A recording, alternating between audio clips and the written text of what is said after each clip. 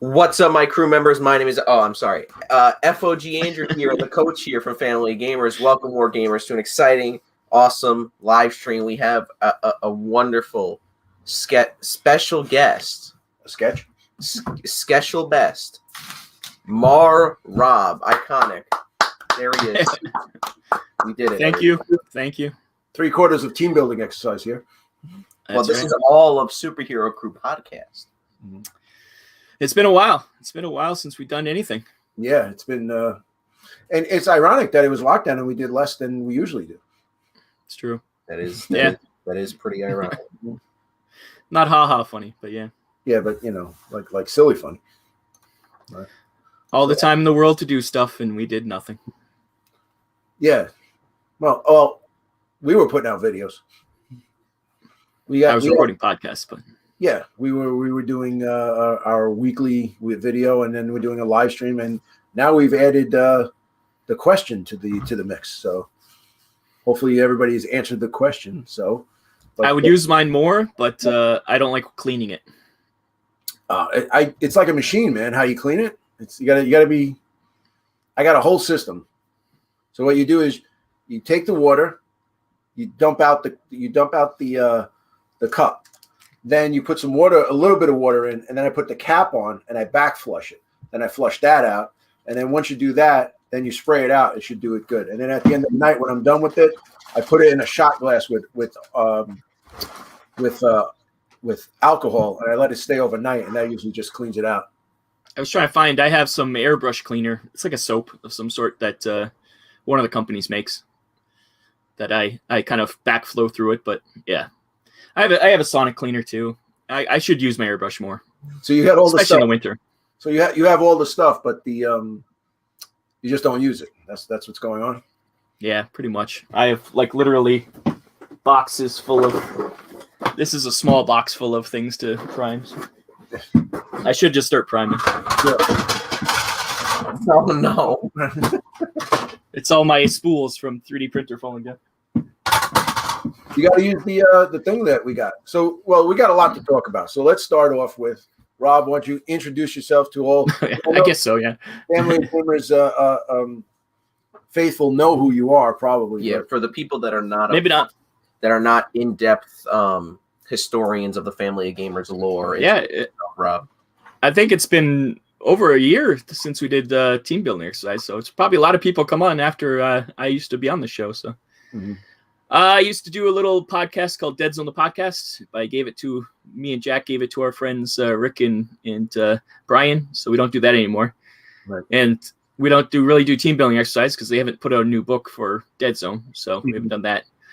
So in the interim, I hooked up with Pat from Mantic and Brian from Dead Zone the Podcast, and we've been doing something called Mobile Armor Radio because we all like mechs and mecha and anime. So we started doing that, and that's what we've been doing.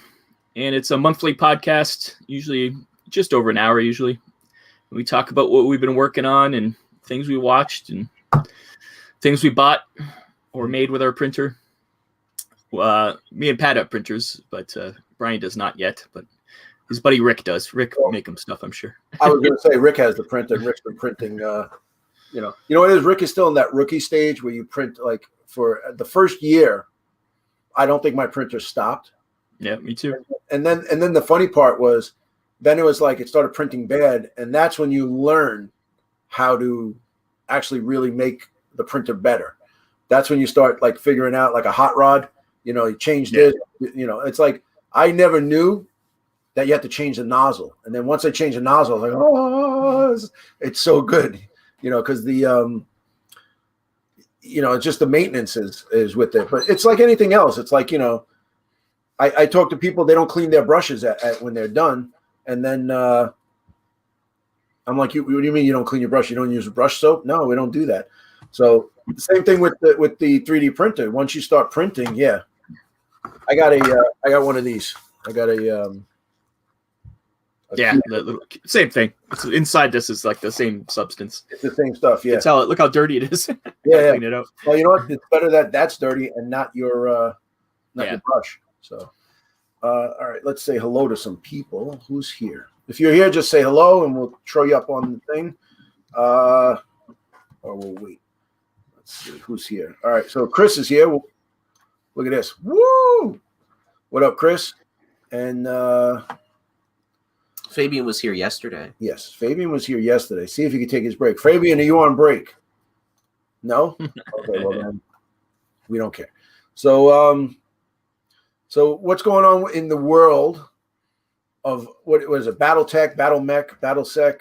Like what's the Oh, we do everything. There's so many. I think there's a renaissance in mech games now because there's tons of new mech games out there. But BattleTech is. I know Rick once again. He's been into it, and I love BattleTech. I've been 3D printing a lot of the ones you can't buy, so been doing that. But yeah, lots of fun stuff.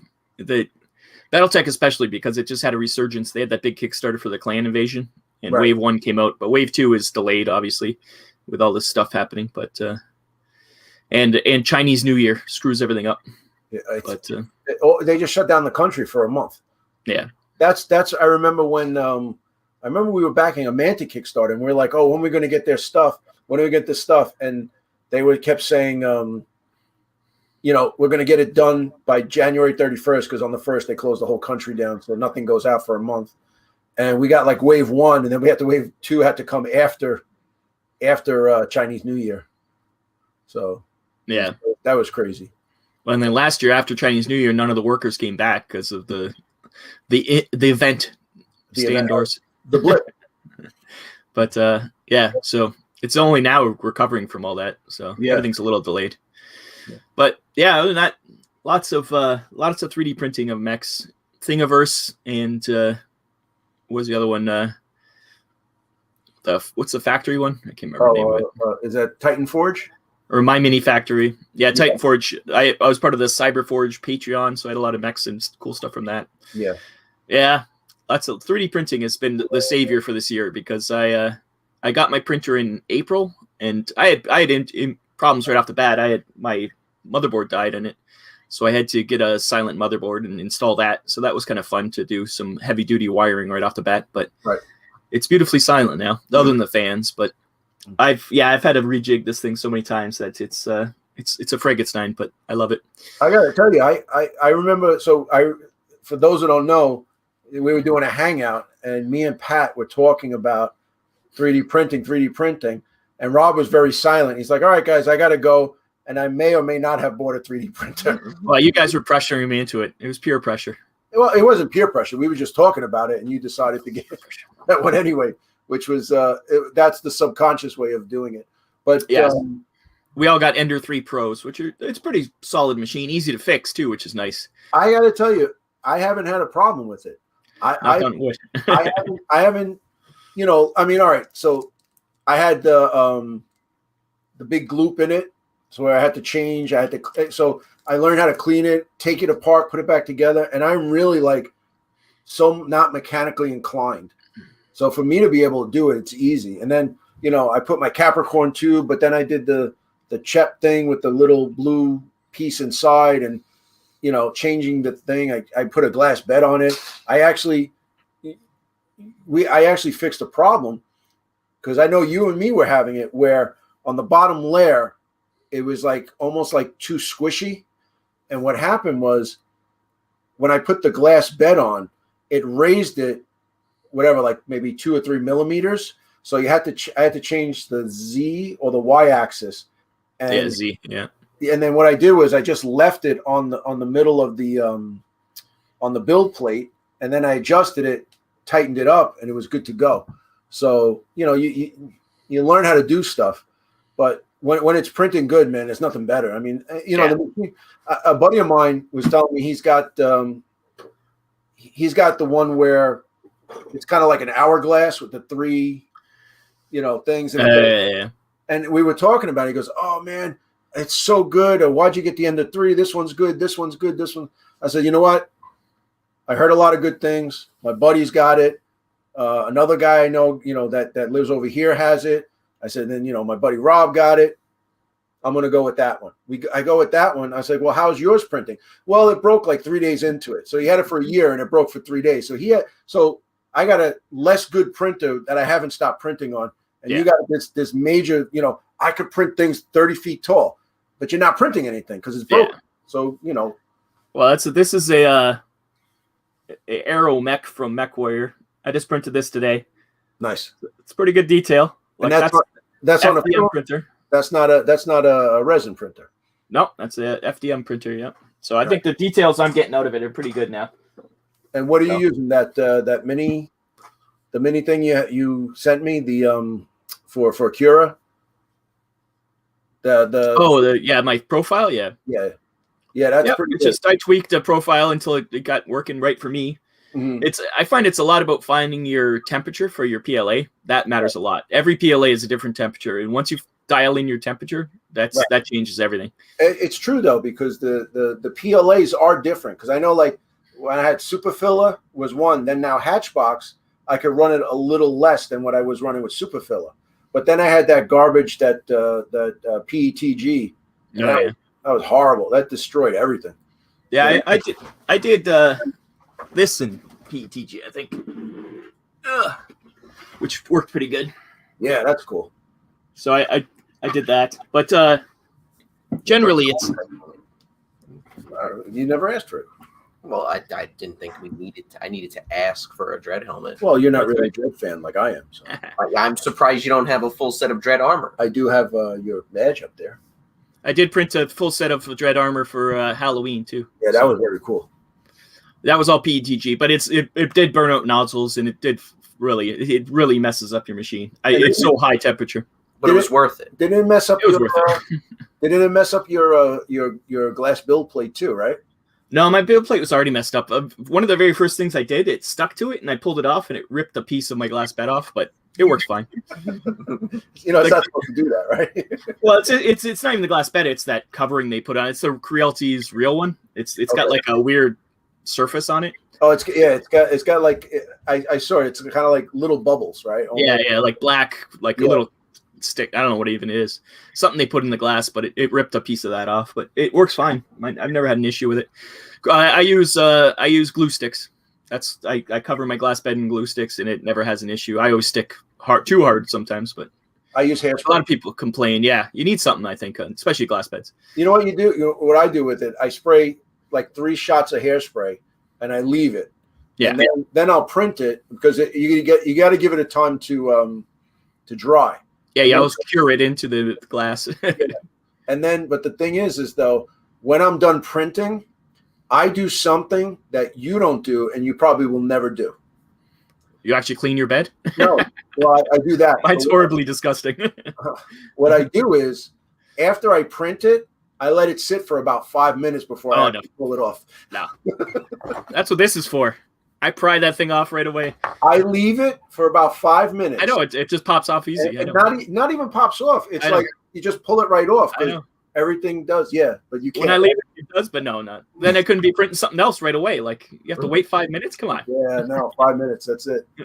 But I'll tell you what, a lot of Kickstarters, like I backed that Asian Adventures Kickstarter, and man, I printed up almost everything. Like for Test of Honor, we can go to a village or to a castle. I mean, we have so much stuff from just that one Kickstarter. I mean, I'm loving it. After a while though, with Thingiverse, it's not. That's from Thingiverse right there. Yeah, APC, right? Aliens APC, yeah. Marines, we are leaving. No, there's so much out there. Yeah, at first I was all free stuff, and I was like, oh, this is fine. But then after a while, you're like, you know what? I want to get a little bit better, and I backed a lot of Patreons or backed a lot of Kickstarters, and you do get the quality is so much better when you back the stuff. I think. You know what it is? It's an artist, like a 3D guy, doing it. Where like I know the Kickstarter I backed. The guy used to do for Reaper. He was like the Reaper Bones guy. And now he's on his own. Like the first Kickstarter he did was like something like almost $1 million he made on the first one. The Asian Adventure one was huge. Like I can't believe how much money he made on it. And it was like $25 for 100 files.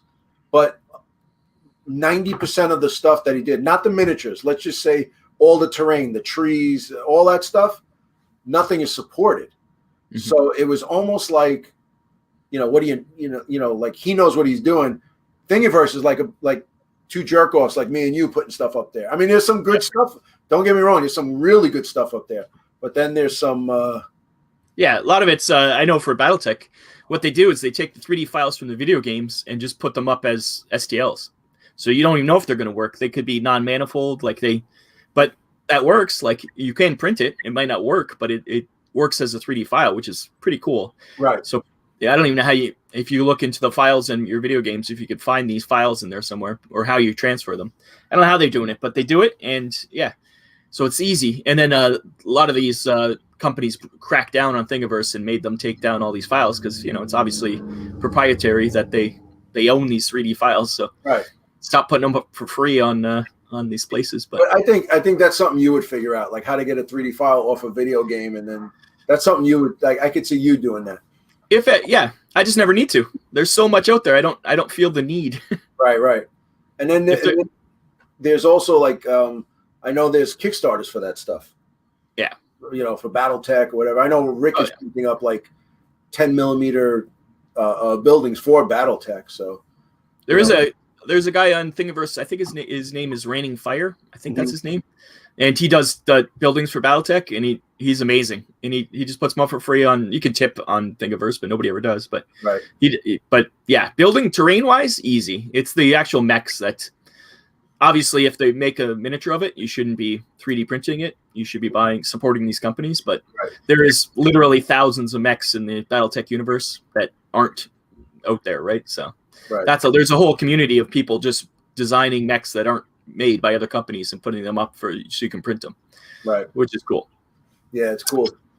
But let's say hi to some people. So Chris is. We said hello to Chris. Chris is actually Glim on Discord. What's up, Chris? Now I could say hi to Chris instead of Glim from now on. My man Walter, the King of Triton. Last time we did it, when we were still able to meet. And then there is Eaglecott, which is Chris, another Chris from the home state of New York. We'll just call everybody Chris. That's easier. Yeah. It's like Italians. Everybody's Anthony. So. What's the games I wanted to ask you? I know we go off on tangent because we started talking about mechs and it kind of filtered into 3D printing. That's when Andrew just fell asleep. What? So what's the games that you're? I know you guys were talking about a bunch of different stuff and you had some interviews on, but what's your focus now? Like the games. Right. I don't get to play many games right now because I'm not allowed to go anywhere. But we're still locked down. Well, not quite locked down, but pretty close to being locked down here. But that doesn't stop you from buying games and painting. So, I do live in Canada, so it's different here. But there's Robotech. There's tons of new Robotech games. I just packed Invent Invasion, and they had it wasn't a Kickstarter, it was more like a crowdfunding thing. That they had the game, which you can just buy the game, but they also had like all the miniatures. Usually the game has standees or tokens. They made a limited run of miniatures, so I have all these Invent Invasion miniatures from Robotech that I haven't painted yet, but they're pretty nice. They're they're weird scales. They're not scaled to each other because they're for a board game, but they're still fun. And they're the board game material, kind of. I did buy the new Aliens Warlord Made in Aliens game, which I've been looking forward for a long time, so I finally bought that. Is that the Day in the Core? Yeah, something like that. It's called, something like that. Yeah. So I bought that. I haven't put together yet. Literally, I've been just 3D printing airplanes in mechs. Babylon 5. There's Agents of Gaming is an old company that used to make the Babylon 5 miniatures game before Mongoose did. And they got the rights back to just sell off what they had. So they have all these middle Babylon 5 miniatures that you can either use with Call to Arms, which is their original game, or Babylon 5 Wars, which is another one that they made. Or there's a new game that Osprey's coming out with, Billion Suns. That's what everybody's into. So that's what that is over there. That's all Babylon 5 ships up that top layer. Oh, so it's like a kind of like an X-wing type, like a. Yeah, I would say it's the scale is a little bit smaller scale than X-wing. I think here's one of the Centauri ships. Right. So that would be quite huge, right, in the real world. So it's X-wing's it's more fleet combat, I would say, than X-wing, where it's just fighter to fighter. Right, because that's the size. Like that would be the size of an X-wing. Yeah, this is what the fighters look like in the game. I've 3D printed these bases for them, but That's how big the fighters are. Those are little Centauri fighters. Right. So it's more like Armada. Yeah, I guess so. I've never played Armada or even seen it really. Yeah. So basically, like the big Corellian ships are this big, but Yeah. they have a small base with like 5 fighters on it. Yeah. You know, Similar, yeah. I didn't really particularly like Armada. I mean, X-Wing was cool. I didn't like Armada when we played it, but then again, we had a crappy. It was at Adepticon. I think there was like a guy wanted to go to lunch, so we talked about this forever on team building exercise, and even the 3 or 4 times I was invited to go on Dead Zone the podcast. You know, the game, if you get a good demo game, you jump at it. And then if you got a crappy demo game, even though the game is awesome, you're probably not going to buy it. I mean, that's the way we are. Unless it's Deep Wars. Well, no, then we fall asleep. Guild Ball, we had a pretty terrible demo. But then you tried it again, right? Yeah. Yeah. And then we tried it, we demoed it again, and then we actually kind of pretty much liked it, and we got the starter set from the bag or whatever it was. And then we got one of the guys over here is big into it, like he's a play tester. So he's like, you know, really into it. So we were like, all right, well, you know, but we got the starter set. We were like, we got to go play this game. And we wanted to play it, but the last time the guy was a jerk off, man. So the next time we went, the guy was really like, we really want to play this game, but we didn't have a good demo. He said, I'm going to make you guys play this game. And he's like, oh, do you want to buy some teams? I go, no, we got the starter. We're good. You know, so, you know, and the starter's like $100. So yeah, that was a good year to get the thing at Adepticon. Especially they don't even make it anymore, right? No, they don't make anything anymore. They're done. Are they totally gone? Yeah. Well, no, they stopped supporting. They stopped supporting and playing because because of COVID, there's no tournaments. Yeah. But from what I hear, the inside track from a lot of people was it's kind of like something happened and it's a cop out. Well, they also weren't they big on like IPs and Kickstarters? Weren't they doing like a bunch of those? I'm sure they were trying to catch up with their Kickstarters that they're trying to pump out. They see where the money is. I think that's the key. Yeah, but you could just have the game going and just sell off what you sell off, and you know, kind of not support it, but support it in a way that's not cost effective. Yeah, that's weird. Yeah. You know, like, all right, why announce that it's gone? Yeah. Why not just quietly not make anything for it for a while, but they actually announced it. Yeah. And from what I hear is it's got a huge following, and there's a lot of people who love it. So like maybe in the future do a Kickstarter to make, we need 5 new teams, and you know, do whatever, you know, like kind of like the Mantic, what Mantic does. Yeah, look at Dreadball. Like Dreadball kind of went away for a long time between Kickstarters. Right. But they never stopped supporting it. They always just, even if they didn't put anything out for it, they still accepted it as one of their games. It's weird that you'd actually announce, no, we're done with it. It's almost like they had maybe they had an agreement with the person who made it or something, and they didn't want to pay the guy anymore. You never know, that kind of stuff. It's just, you know, all that underhanded behind the scenes stuff. Yeah, there is a lot. Like it's like from just hanging out with guys at Gen Con and seeing behind the scenes, it's amazing the politics and like all the deals people have to make just to get anything done. Right. It's pretty amazing. Like it's not so cut and dry as we think. You just make something and sell it. Like there's a lot of behind the scenes stuff going on for people trying to work together, and because it's such a small community. Yeah. That you can't backstab anyone because and it's also such a small community that everybody's vying for the same dollar. Yeah. When you think about it, you know, and that's why we go back full circle, that people are making games and then you just print your own minis. Yeah, that's the new thing. Yeah. I don't have to, like, I could write the best rule set. Let's say I write the best rule set. Family of Gamers, super cool game, and everybody loves it. And I'm like, okay, I can make a beautiful PDF. I'll have Andrew design it. We'll write it, and we'll be all set. But now it's like, all right, I designed these minis, but I could just sell you the files for $20, and you know, you're on your own. And if you don't print them up, you could say, you know what, I'm going to use. Well, they have monsters in it. Well, I got monsters from this game. Oh, it's got these robots in it. I got robots from this game. Or I could just print them up. So, well, that's with that Osprey Games. None of the games they make have miniature lines with them. No. They just put rule sets out, and you're like, use what you got. Yeah, and that's their whole thing. Yeah, that's not. They put out nice books too, Yeah, I just backed Grid Wars, the Kickstarter, which is I think it's Titan Forge again. It's just once again, they make the rules and they give you 3D files. You print it all yourself, and it's so much cheaper for everyone because it doesn't cost them to ship. And other than if you want hard copies of the books, most of them are not even hard copies. They give you PDF, print it yourself. Like that's the future right there, I think. And then you could print. Let's say you don't like this miniature that you would never use. You could not print that and print 7 of the ones you do like. Yeah. Well, that was always the issue with Dead Zone, especially first one.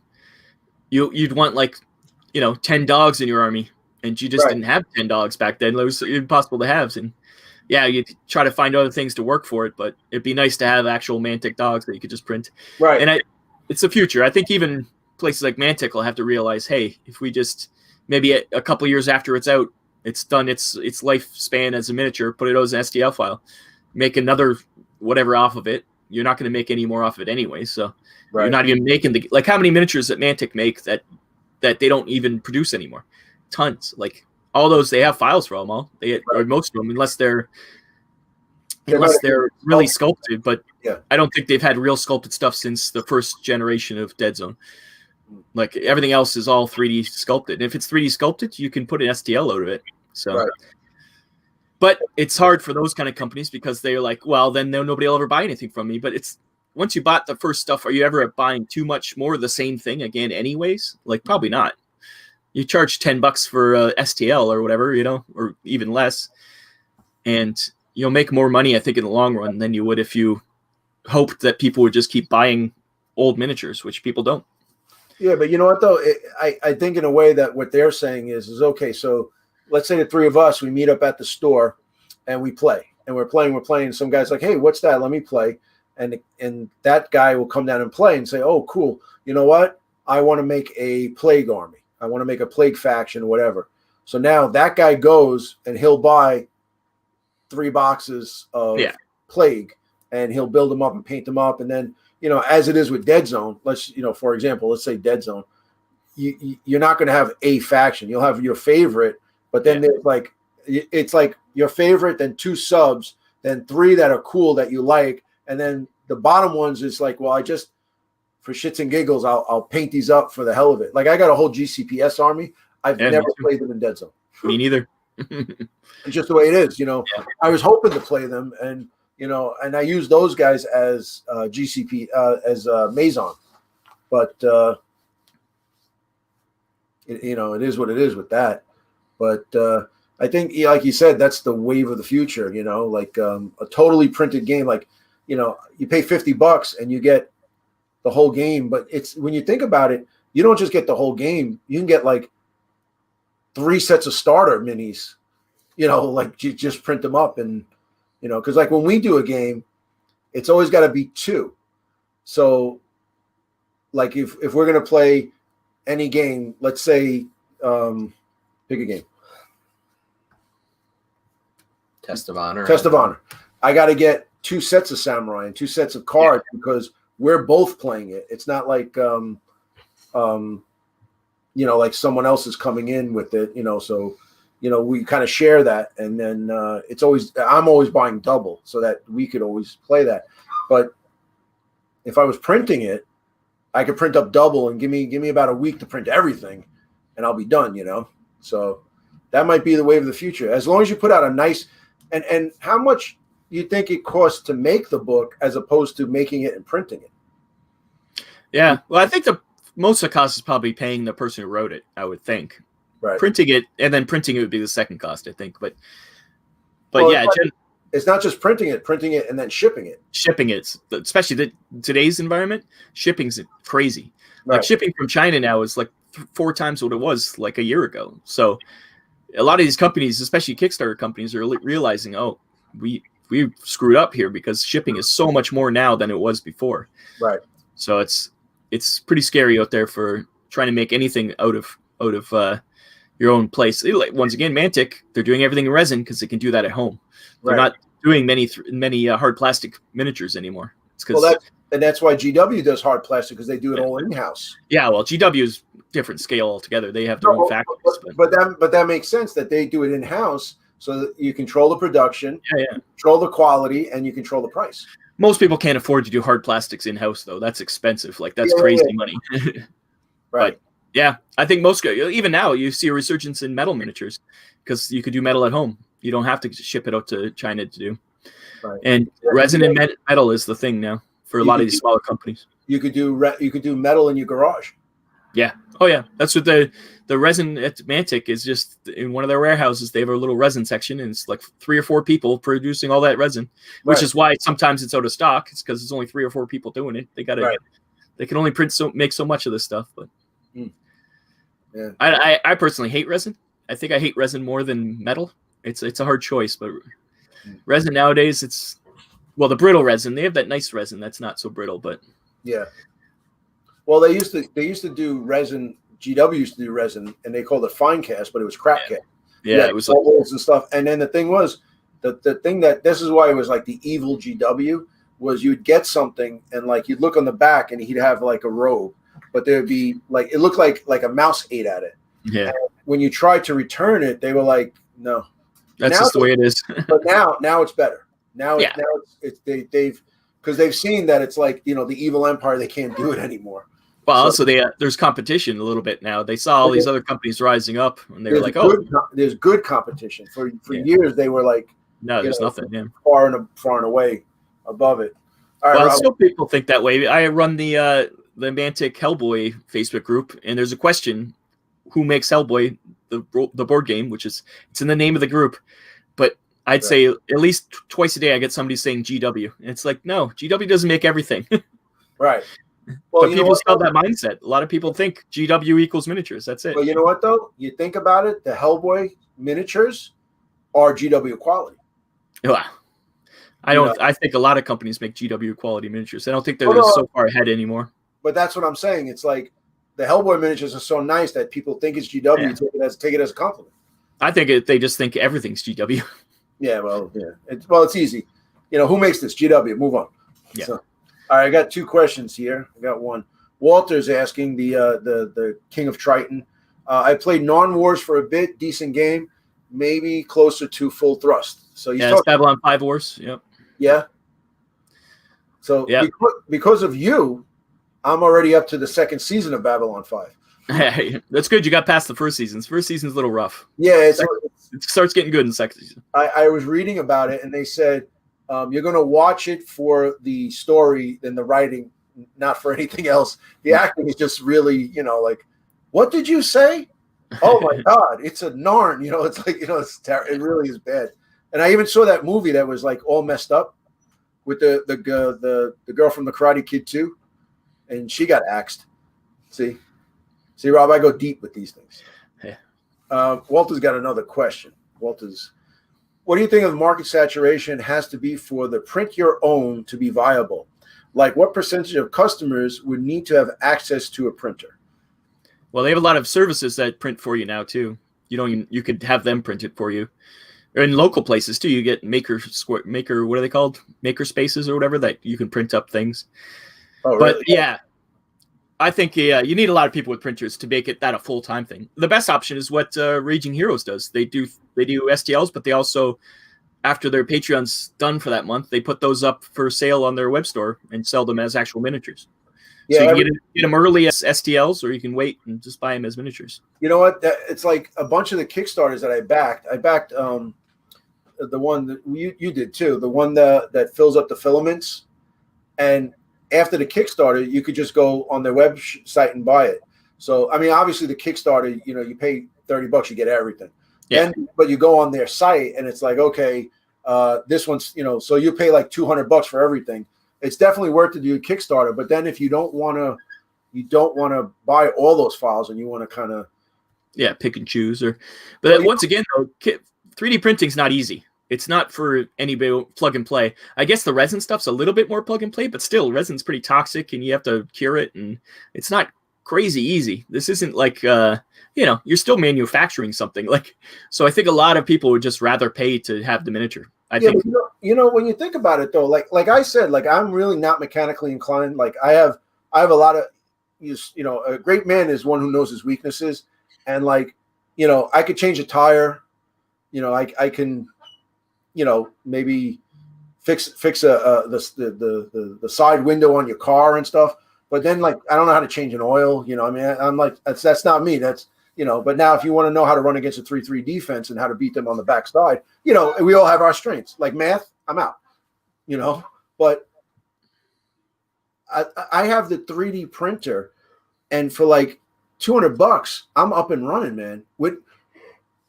Rob, I've done like almost no upgrades. I've maybe you've been lucky, I think. I think you've been lucky with your printer. I've maybe invested about $30 extra into it, but that's like buying tires and like just upkeep. New bed. The nozzles you have to get. That's one of the things you have to just. They're super cheap though. Yeah. But 40 nozzles for like $3. It's not even. Yeah. It's not even I mean, I've changed nozzles and thrown out and changed them again, like within. You get that little box of nozzles. But yeah. So my thing is that I don't know what the saturation is, but to get a 3D printer and do it, I mean, I watched like 5 or 6 YouTube videos and I was good to go. It's really I think it's a small learning curve. I don't know, because I'm on that 3D printer beginners group in Facebook, and there's so many people having issues. Like, it's amazing. But you know what? A lot of those people that have issues are issues like, oh my God, my printer's not working. Did you turn it on? Yeah. Well, yeah. But that's what I mean. I think we're generally, maybe gamers in general too. Maybe that's gamers in general are a little bit more work with things. It's more of a hobby thing, right? Yeah. They're used to like if a 3D print falls apart, I just glue it back together. It's not like I have to reprint it. Like I'm used to gluing things together, like, yeah. I've even got to the point where, when you're printing and then you come back and the print is here, but it's still with, the phantom print, I'll lower that in the build plate and just, I'll put it right on top. Nothing goes to waste in this house. Nothing goes to waste, So, but there's a small learning curve, but I think that, 3D printing is a lot bigger than just our hobby. Like the guy I was talking about before, he does nothing like us. He was showing me like, how's your printer? I said, yeah, it's cool. And I was showing him like a whole samurai village, like 40 different things I just printed. I'm like, what did you print? He's like, I printed these Easter eggs. And, for my nieces and nephews. And then I printed this. And then he was like, I needed something to hold up my Venetian blind. So I printed this thing. I was like, I was like floored, because I was like, I never think about doing anything like that. Yeah. Actually useful things. Yeah. Yeah. Well, the only useful things I print are for my printer, like drawers and stuff on the printer. I still haven't done any of that. Yeah. The only thing I did was the Capricorn thing. I printed that small washer. That's it. Yeah. So, but what's the chance of you getting a resin? I have no room for it. I have nowhere to put it. That's my only problem. I would have a resin printer if there was room for it. If I had a garage, or if I had a basement, or if I had more room in my bedroom, I would have a resin printer, but I just don't. I'd have to get rid of my FDM printer to get a resin one, which with this size, I will probably switch out to a resin. I would push back the brick wall, and I would probably have room to do that. So I could do that right after. You got lots of room. Yeah, you got whole areas you could put it in. Well, I work for it. That's why.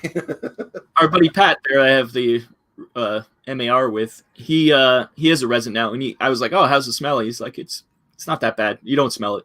Like, but you don't smell carbon monoxide either, but it's not good for you. Wow, none of it's good for you. I'm sure I shouldn't be breathing right next to a FDM printer either, but people are always complaining about the smell, and I think it's not that bad.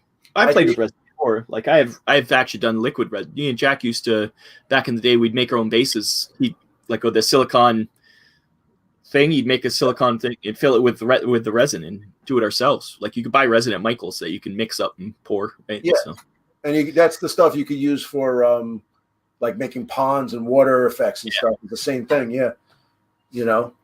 But it stinks a little bit, but it's not that. It's space for me. 100% it's space. If I had a way to change my ceiling into a floor, I could reverse gravity. I think it would work better. Yeah, that'd be cool. Or maybe just keep digging, and then eventually, when you get far enough, you'll have flipping gravity. I'm just worried. If I'm going to do it, I want to have more of an exhaust. Yeah. I think that definitely needs more exhaust than the FDM printers. Well, the FDM printer, honestly, it's made with corn. Yeah. So you probably shouldn't breathe corn though either. you'll be all right. Shake it off. You'll be all right. So but I think the FDM, I saw a thing too. I put in our little group there, because the guys that have the resin printers, they actually have these charcoal things that you could attach to it, and it'll help filter it out. But there is a filter in it, and then you put another filter on it, and then I would put an exhaust in. And it's got most of them are covered too. Like I know all the Mars ones they have an enclosure too. It's only when you open the enclosure you actually smell anything. Well, once you kind of see, I think of it like an oven. I got a really good oven that when I close it, it's good, but then you still smell stuff, and then you open the oven to take the stuff out. Now all the you got to be careful with it. So it's only a little cancer. It's all good. Yeah, don't even talk about that. Yeah, you guys have been playing crazy amounts of Crisis Protocol though. Yeah. Oh, Aiden woke up. I've only played it once with Pat, but it was pretty fun. Miniature is so expensive though. Yes. You're not going to hobby shame me like you did the other day, right? It's not about hobby shame. It's just I would love to have the whole X-Men team, but it would cost me like $200. And you would have the wrong guys. Half them would be Toad. And you're saying Toad's good? Come on, it's Toad. No, but the thing is though, when you're making your group, Toad is like a 2-point character. So they like 5, 4, 3, 2. So like I'm sure there's better 2-point characters than Toad. but the thing is that he's better than Black Widow in the main box. I was looking at his card. Yeah, at least Black Widow's cool. Yeah, well, it's Toad. It's Toad, man. Toad's awesome. Come on. Magneto would be cool, but I don't want Toad. Listen, they have Toad, but not Pyro. Hey, we'll split it. We'll split a box. You can have Toad. I'll take Magneto. And you know what it is though? You know why Magneto's so expensive? Because he comes with 3 pieces of terrain that are actually part of the game. Oh, I've seen unboxing Magneto. He looks awesome. Yeah. But I just wish they just do a box set. It's Fantasy Flight, man. They have to squeeze. It's not Fantasy Flight. It's Atomic. Yes, it is. Yeah, owned by Fantasy Flight. Yeah. No, it's Atomic Games. Yeah, it's a subsidiary of Fantasy Flight. Yeah. And they just squeeze every little drop of money out of their player base. Look at X-Wing. Look at all those. They know people want it, so they know they can just charge what they want because that's the only way you're going to get it. Because we like it so much, we're buying the stuff. But if we wait about 2 more years, we could probably get it about half price. Maybe it's one of those things that seems to never sell out. Like X-Wing, it never goes down in price. Do you ever see X-Wing on sale? I never seen it on sale. Yeah. Actually, it's always on sale. Actually, at Barnes and Noble, there you go. Get the Scum and Villainy conversion kit for like $15. Yeah, it was 50. Yeah. And but then also, like, I don't know about Mini Mart. Mini Mart's always got tons of stuff on sale. Like the newer stuff. Can't ship to Canada though. All right, well, because you live in a communist country, it's not our fault. I'm talking about shipping is killer. Yeah. Well, what you should do is order a bunch of crap, send it here, and then you come visit and take it back. I have like at least 2 suitcase loads of things at Pat's house, so it's gonna be bad when I actually do come to visit the States again. I'm gonna be. And then when you come to my house, I'll take you to the messy shop. Yeah. Oh my God, he's got so many mechs. Oh my, it's like too awful. That's the first place I ever bought a Gundam model kit. I'm telling you, he's got everything. It was impressive. Yeah, I told you. Oh, yeah. And he's like, if you have any more friends that are international, bring them in. We brought you and Pat there. And you know what? It's funny. I brought you from Canada. I brought Pat there from Chicago. And Fabian's like, oh, I live in Long Island. I didn't go there. Yeah. So, it's cool. Yeah. So, I wish we had more. We do have some hobby shops, but they're not like that. That's just crazy. Now, what about like mini wargaming? Are they far from you? They're not very far, but I don't even know if their shop's even been open. It's all GW stuff. I don't think they have much of anything else. Maybe Flames of War, but that's about it. Yeah. I don't. Well, I mean, if they're a hobby shop, maybe they have. They'll have games and stuff. Game stuff, yeah. But like we're like niche of niche. in our hobby, you know. So, but I do like Flames of War. So Walter's got a good question here. He's saying, "Have you looked into 3D scanners?" Honestly, I've heard of a lot of people doing that, but there's so much good stuff out there. It's almost like unnecessary right now, unless you want to do it three. I think I would want a big one so I could like scan us, miniatures like that. But yeah, supposedly you can do it with cameras, but I heard it doesn't work that well. Like there's programs that'll take camera pictures and put them all together, but yeah, they have those ones that like rotate around the miniature or whatever you're trying to scan. I guess it's if you really wanted to copy a miniature from another company, that's the way to do it. But yeah, like you say, I don't see the point. I have so much I have to print. I have probably 60 gigs of files that I have saved that I just never got around to. So I have about 100 gig of file. Yeah, I literally have 100 because you know what it is. It's bad because let's say you go on Thingiverse and you go there and you go down that rabbit hole. You know what I'm talking about, like a 3 or 4 hour rabbit hole that you go down, and you're like, I'm here to get Necrons. So I start going Necrons, and then hour 2 is all samurai stuff. Hour 3 is like tanks. Hour 4 is something else. And next thing you know, I've downloaded about 20 gig of stuff. Then I put it aside, and then I'm like, okay, I'm going to start printing this. I start printing it. Then you go back into it. You're like, oh, shiny. Look at this. Look at this. Look at that. And then next thing you know, I remember you were asking me like, oh, do you have any bases? I was like, don't download anything. I have 30 gig of bases. And it was like, oh, well, do you have this? No, I have medieval bases all the way to like open space. Yeah. You don't have to do anything. Well, I was trying to find those flight bases. I had actually made those flight bases. I actually designed those because you can't find them anywhere. Yeah. So I actually did some 3D modeling to make those flight bases, but it's just time, Rob. Wow, actual 3D modeling is crazy. Right. But yeah, I just it's too much fun stuff. Mm. So, and that's that's the thing with the 3D printer. It's just we could just do whatever the hell we wanted, Like I wanted to put a river in for Flames of War, and the main thing was Test of Honor, and I found a river, and then lo and behold, as long as it took me to print it, which was about 3 days to print it all, maybe about an hour later of just really doing a quick paint job, I had a river, and I have 3 bridges already printed. So actually, I have 4 bridges now. And that's the thing with the FDM; it's so cheap. Like a whole roll for me is like $30. For you, it's like even less. I'm getting Hatchbox, and they're like, well, why'd you get this color? Because that's the one that was on sale. Yeah, $22. Yeah, and so it makes a ton of miniatures. I guess resin's a little bit more expensive. Like it does cost a little bit more to do resin printing, but man, I can't complain. But then again, the quality of the miniatures from resin is just it's a lot better than an FDM. It's just that's where FDM is lacking, I think, in that.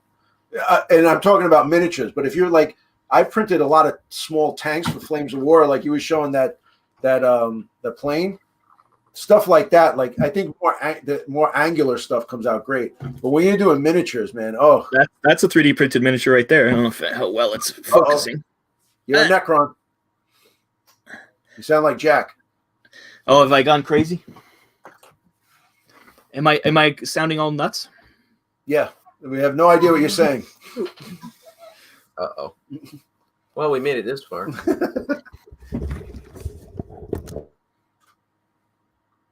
So yeah, you want to tell everybody about how we're doing in Crisis Protocol? Man, I'm doing pretty damn well in Crisis Protocol. I think you have won one game against me. 1 game against me. And I actually lost to Phasia. Do I sound better now? No. Huh. Wait till you see the replay of this face you got on. Now you know what? You got to screenshot that. That'll be the background. Oh, and he disappeared. No, he's got to come back. So yeah, we've been playing a lot of Crisis Protocols. We do enjoy the game. I know it is pricey. I will say that it is pricey, but they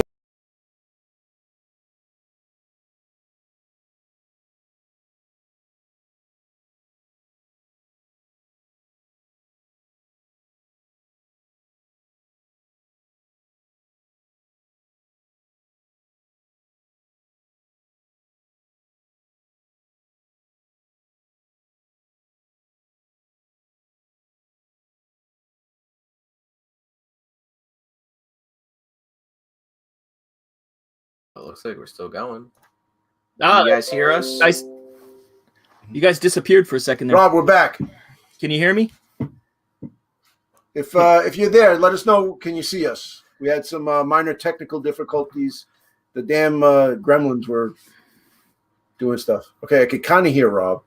Can you hear me now? Yeah, you're still a Necron though. Can't see you though.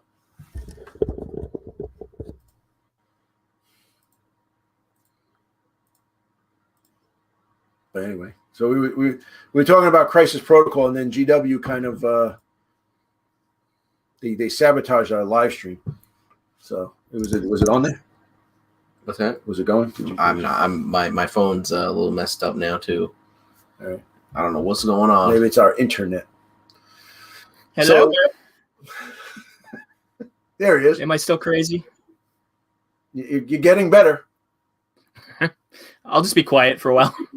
Oh, there it goes. All right, we're good. Yeah, so we've been playing a lot of Crisis Protocol, and I can't get it to work, man. I don't know, like my strategies or whatever. Andrew's like, you know what the thing is, you're not taking Toad. I got to take Toad. That's no, yeah. We played yesterday. We actually ended up getting the Black Bolt and Medusa box and the my girl Spider Gwen and Miles Morales box. oh, if they want to see the painted Miles Morales. Oh yeah, you can go on Instagram to see our painted or I'm sorry, my painted our painted. That was my painted Miles Morales. I was scared of Black Bolt. Black Bolt seemed very powerful, and then he did nothing. Mm-hmm. He did almost nothing with Captain Marvel because I took Captain Marvel kind of to go against Black Bolt, and nothing happened on both of our ends. So Yeah, I played as Ultron when I played, and I thought he'd be a lot more powerful. Rob is Ultron. Rob is Ultron now. Oh, here's the problem. Here it is. You can't even click it. I can't click it, huh? But user in timeout. We should put Fabian in timeout because he Oh, see, they can hear me fine. It's all your end. That's it. You popped up. I thought it was over. Okay, that's what happened, Fabian. You popped in and we had to go. So Fabian has sabotaged the live stream. Yeah. This is why we can never have him as a guest. I want to have him as a guest, but it's just, everything's gonna. Mm-hmm.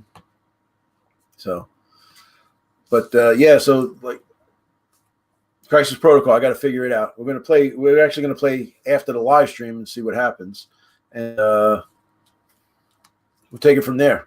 We'll see what happens. And there will be no 2D terrain in our game or on a battle report or whatever. So that's that. So I think Rob hates us, and that's why he left. So I'm here. Oh, you are? Because we can't see you. They can hear me and see me. It's you guys have something wrong on your end. Okay. Yeah. I don't know. Well, I guess look, guys. See? What's happening here?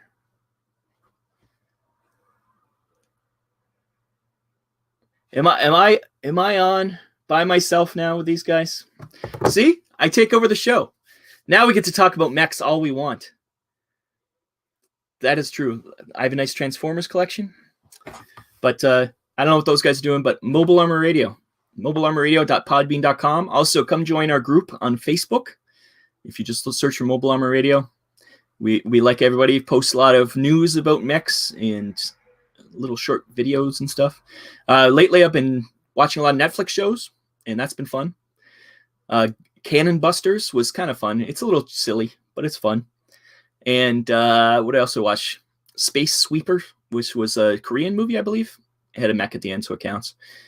I'm trying to think else. So Pacific Rim: The Black, which I enjoyed a lot. I think a lot of people don't like that just because, hey, it's Pacific Rim, but I enjoyed it a lot. I was holding down the show without you guys. Rob took it over. Oh, all right. It was. I could say it was even better. Well, look, I'm watching it on my phone. Rob was by himself. All right. Well, Rob held down. Rob is a professional. I would expect no less. Actually, that was a test. That was a test for you, Rob. You did that sabotaging on purpose. Yep. So, what were you saying about Pacific Rim? The new Netflix show I was discussing about. I turned it into a mech show, and we're discussing Pacific Rim: The Black. That's all right. That's why we got you. So on. anyway, so Crisis Protocol. So as I was saying before you could hear me, Ultron I played as, and he wasn't. I thought he'd be super powerful, and he got his ass kicked in like 2 seconds. Here's the thing. Okay. All right, here we go. He's good because he doesn't have to, because I don't know if you remember, like, you got to spend power to basically do the attacks and whatever. For him, I was just waiting for him to die so I can play the Age of Ultron card and spend 8 power just to bring it. So it's like he kind of, I mean, he's okay, but you need that Age of Ultron card because I feel like I didn't really spend power like the last game. Like you injured him with Iron Man in like 2 seconds, Right? And then That's what happened with me too. Yeah. And Rob's gone. It's not. It's you guys. I guess it's us. Well, the thing that happened with that was it just seems that the new stuff coming out is better than the stuff in the box, in the starter box. You know what I mean? So like the characters in the starter box aren't as good as, like, say, the new stuff that's coming out. So they got to kind of keep up with it. That's the hard thing. I think we're like, I don't even think we're on right now. I mean, we might be. You are. We are. See, we are. Oh, okay. Walter, yes, it's animated and it's on Netflix. So it was pretty good. I didn't finish the last 2. I got 2 more to go, but it was okay. The Netflix show. But I think with all these technical difficulties and now that Fabian's here, we got to go. So you have anything to say to Rob? Or? You have to update your internet. I don't know. I would love to say something to Rob if I could hear him. This is fun. I can say whatever I want. They can't actually hear me, so I can just make fun of them. That's what I said. That's what. only on Thursdays. This is a new game we're playing. It's called Guess What Rob's Actually Talking About. We heard that. Now we can kind of have a conversation. It's your face is frozen on our side, and then you sound like a Battletech mech or something, a Gundam. So, but I guess that's it. That's been an hour. We've never had this problem on Superhero Crew. That's all I'm saying. That's what I'm saying. All right. So I want to thank. He disappeared again. I would like to thank everyone who came out. It's been a fun time. These guys, it's their internet. They live in New York City. I think they share it with the whole neighborhood, their internet. But yeah, thanks for coming out. It's been fun. I wish I was on the show more, but it's the way it is. We have to do more podcasts. Come visit Family Gamers and come tell them that you want more Rob. That's all I have to say. And tell them that you want Superhero Crew back, because that's what really matters. So yeah. I wonder if they're actually going to show up again. I can't actually end the broadcast, so it doesn't matter. I'll be here all night. Aha. We are kind of back. I don't know where Rob went, but... oh, wait. Is that Rob? These guys, they just don't want to be on their own show. All right, we're just going to end it now, guys. We'll see you. Like, comment, subscribe. Check out the links in the description. I told them all that. We'll see you in the next one. Rob, don't take my job. It's a union job. Yeah, I do like the institutional black brick wall too behind us. All right, guys, we'll try to. I guess I got to buy a new computer, and we'll see you next week. Rob's Canadian internet is corrupting us. Yeah. Mm-hmm. I think it's the other way around. Now it's working good. Now you're talking. We're ending the show. Damn it. But, all right. Well, we'll figure it out. All right. So listen, go to Mobile Armor Radio. They got we got a good show there. I'm not really I do love Mechs, but I'm not as into it as these guys. But I listen to the show because we're a little obsessed. Yeah, they're into it. And then Brian's weird laughing and then obscure animes that he brings up is always worth the. Half of them are X-rated. Yeah. He recommended one thing, and I was what the hell is this? What is this? Never go to what Brian recommends. Yeah, it's got to go through like Rob and Pat, and if it's okay with them, then it's we filter out his craziness. Yeah, but all right, guys. So Walter, Fabian, Chris, both Chris's, all the Chris's. Yeah, which is Glenn. Join jump on the Discord. We've been a little quiet on the Discord, but it's starting to pick up again. I guess it's ebb and flows, right? But that's that. And then we have a new video coming out on Friday. And if you haven't already, go answer the question. This week was about airbrushing. So, and go answer it if you can, on the video, because it helps out a little bit better than if, some guys, I appreciate it in the Discord, but if you could put it in the video, that would really help me out. And then if you guys got questions, we can answer it another way. Yeah, I've gotten a bunch of questions, especially Daria. So, it's always coming up with questions. But I want to thank the Thunder from up under, Rob, Big Rob. I don't know. I was going to say. You call me the Taint. It's Mar Rob. Yeah, I like the old Rob better. You like DZTP? Yeah. You like DZip Rob? He's retired. Yeah. Well, it sounds like retired, but well, that was always true. All right, guys. All right, we're gonna end this nastiness. Go ahead, Andrew. We'll see you in the next one. Rob Point. Yeah, Point. That's Rob something. Point. Point. Okay. All right. And we're out. Oh wait.